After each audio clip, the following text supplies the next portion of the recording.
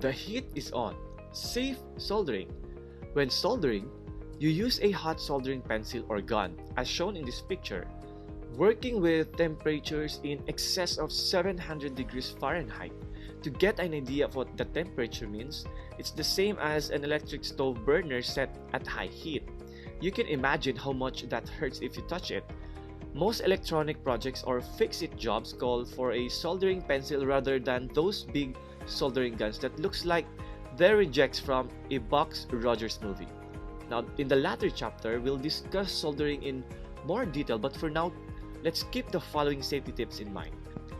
Always place your soldering pencil in a stand designed for the job. Never place that hot soldering pencil directly on a table or workbench. You can easily start a fire or burn your hands that way. Next, be sure that the electrical cord doesn't snag on the table or any other object. Otherwise, the hot soldering pencil can get yanked out of its stand and fall to the ground, or worse, right into your lap. Soldering produces mildly caustic and toxic fumes, so make sure that your electronics workshop has good ventilation to prevent a buildup of these fumes. So avoid hunching over the soldering work because the fumes can waft in your face. If you're having trouble seeing the soldering joint at a distance, use magnifying glass to enlarge the image of the work.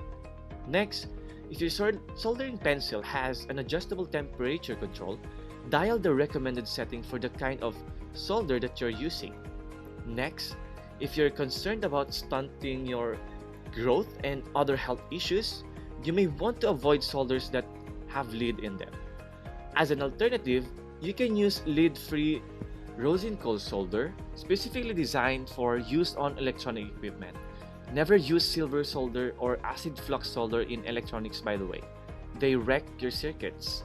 And then, don't try to solder on a live circuit, a circuit to which you've applied voltage, because you run the risk of damaging the circuit or soldering pencil and you may receive a nasty shock.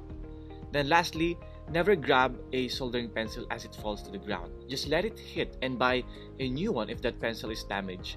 Now, there is an unwritten Murphy's Law in electronics that you will always grab the hot end. So trust me, a burn from a hot soldering pencil is something you don't ever want to experience.